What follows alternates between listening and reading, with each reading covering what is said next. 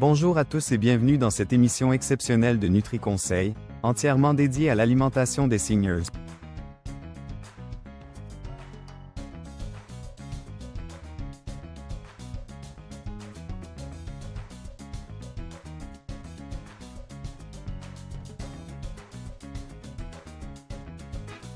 Je suis votre hôte, Dr.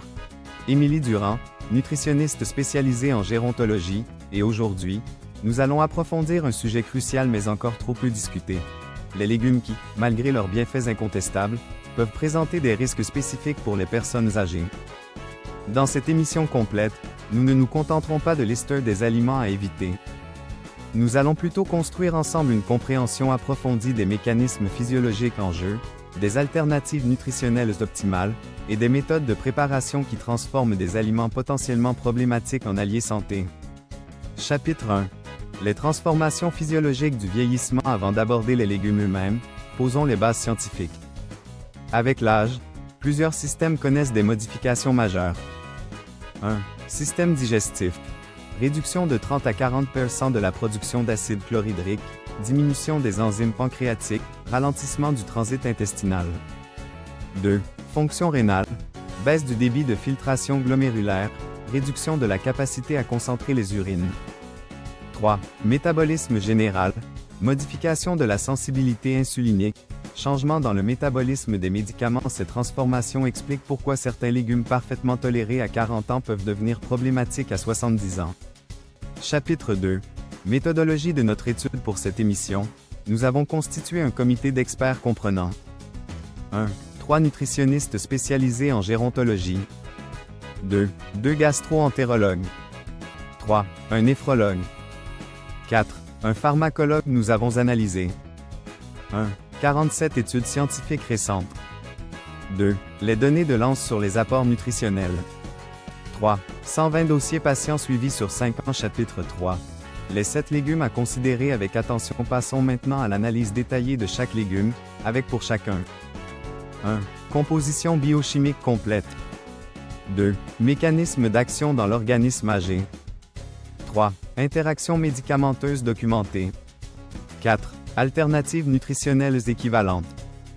5. Méthode de préparation optimale. 3.1 Le chou-fleur cru. 1. Composés problématiques. Glucosinolates, fibres insolubles. 2. Impact. Inhibition compétitive de l'absorption d'iode. 3. Solution. Cuisson vapeur à 100 degrés Celsius pendant 12 minutes réduit de 78% les glucosinolates. 4. Alternative. Courgettes cuites. Apport similaire en vitamine C. 3.2 Les épinards crus. 1. Données récentes. Une étude de 2022 montre une augmentation de 23% du risque de calcul chez les consommateurs réguliers. 2. Protocole de préparation. Blanchiment 3 minutes plus rinçage à l'eau froide. 3. Substitut idéal. Blettes cuites, moins riche en oxalate. Chapitre 4. Approche pratique en cuisine. Démonstration culinaire en direct avec notre chef spécialisé en nutrition senior. 1. Technique de blanchiment optimale. 2. Mode de cuisson préservant les nutriments. 3. Assaisonnement favorisant la digestibilité. Chapitre 5. Cas clinique détaillé. Analyse de 5 situations réelles. 1. Cas numéro 1. Femme de 72 ans sous anticoagulants. 2. Cas numéro 2. Homme de 68 ans avec insuffisance rénale légère. 3. Cas numéro 3. Patient diabétique de type 2 sous metformine. Pour chaque cas, solution nutritionnelle personnalisée. Chapitre 6. Questions des téléspectateurs. Réponse en direct aux questions les plus fréquentes. 1.